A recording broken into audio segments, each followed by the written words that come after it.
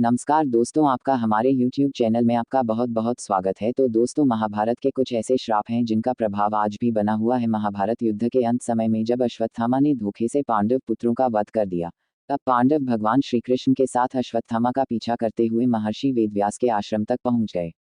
हिंदू धर्म ग्रंथों में अनेकों श्रापों का वर्णन है तथा हर श्राप में कोई न कोई कारण छुपा था। कुछ श्राप में संसार की भलाई निहित थी तो कुछ श्राप का उनके पीछे छिपी कथाओं में महत्वपूर्ण भूमिका थी। आज हम आपको ऐसे श्रापों के बारे में बताने जा रहे हैं जिनका इतिहास में तो महत्वपूर्ण योगदान था ही, परंतु इनका प्रभाव वर्तमान में भी प्रमाण के रूप में देख सकते हैं। युधिष्ठिर ने दिया था स्त्रियों को यह श्राप। प्रसिद्ध ग्रंथ महाभारत के अनुसार जब युद्ध समाप्त हुआ तो माता कुंती ने पांडवों के पास जाकर उन्हें यह रहस्य बताया कि कर्ण उनका भाई था। सभी पांडव इस बात को सुनकर दुखी हुए। युधिष्ठिर ने विधि विधान पूर्वक कर्ण का अंतिम संस्कार किया तथा शोकाकुल होकर माता कुंती के समीप गए व उसी क्षण उन्होंने समस्त स्त्री जाति को यह श्राप दे डाला कि आज से कोई भी स्त्री किसी भी प्रकार की गोपनीय बात का रहस्य नहीं। जब पांडवों स्वर्गलोक की ओर प्रस्थान करने हुए तो उन्होंने अपना सारा राज्य अभिमन्यु के पुत्र परीक्षित के हाथों में सौंप दिया। राजा परीक्षित के शासनकाल में सभी प्रजा सुखी थी। एक बार राजा परीक्षित वन में आखेट खेलने को गए, तभी उन्हें वहां शमीक नाम के ऋषि दिखाई दिए। वे अपनी तपस्या में लीन थे तथा उन्होंने मौन व्रत धारण कर रखा था। जब राजा ने उनसे कई बार बोलने का प्रयास करते हुए भी उन्हें मौन पाया तो क्रोध में आकर उन्होंने ऋषि के गले में एक मारा हुआ सांप डाल दिया।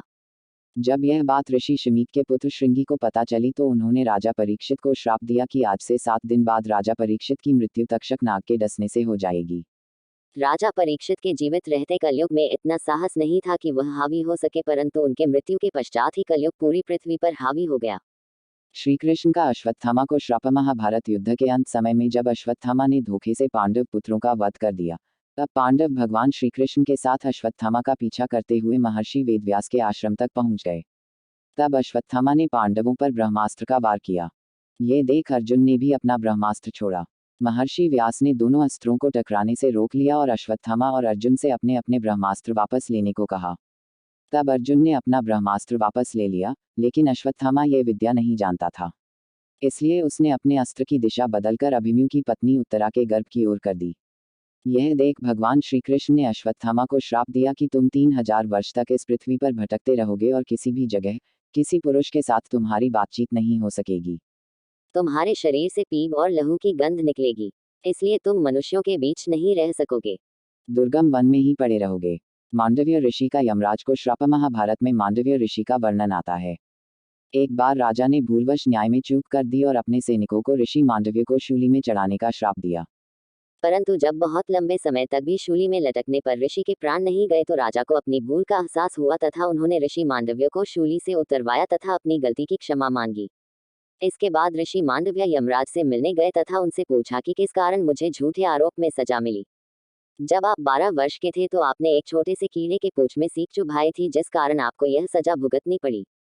तब ऋषि मांडव्य ने यमराज से कहा कि किसी को भी 12 वर्ष के उम्र में इस बात का ज्ञान नहीं रहता कि क्या धर्म है और क्या अधर्म, क्योंकि कि तुमने एक छोटे अपराध के लिए मुझे बहुत बड़ा दंड दिया है। अतः मैं तुम्हें श्राप देता हूँ कि तुम शूद्र योनि में दासी के पुत्र के रूप में जन्म लोगे। मांडव्य ऋषि के इस श्राप के कारण यमराज को विदुर के रूप में जन्म लेना पड़ा। उर्वशी का अर्जुन को श्राप हो गए। महाभारत काल में एक बार अर्जुन दिव्यास्त्र पाने के लिए स्वर्ग लोक गया। वहां उर्वशी नाम की एक अप्सरा उन पर आकर्षित हो गई। जब उर्वशी ने यह बात अर्जुन को बताई तो उन्होंने उर्वशी को अपनी माता के समान बताया। इस बात पर उर्वशी क्रोधित हो गई तथा उन्होंने अर्जुन से कहा कि आखिर तुम क्यों नपुंसक की तरह बात कर रहे हो। मैं तुम्हें श्राप देती हूँ कि तुम नपुंसक हो जाओ तथा स्त्रियों के बीच तुम्हें नर्तक बनकर रहना पड़े। जब यह बात अर्जुन ने देवराज इंद्र को बताई तो इंद्र ने अर्जुन को संतावना देते हुए कहा कि तुम्हें घबराने की जरूरत नहीं है। यह श्राप तुम्हारे वनवास के समय वरदान के रूप में काम करेगा और अज्ञातवास के समय तुम नर्तिका के वेश में कौरवों के नजरों से बचे रहोगे।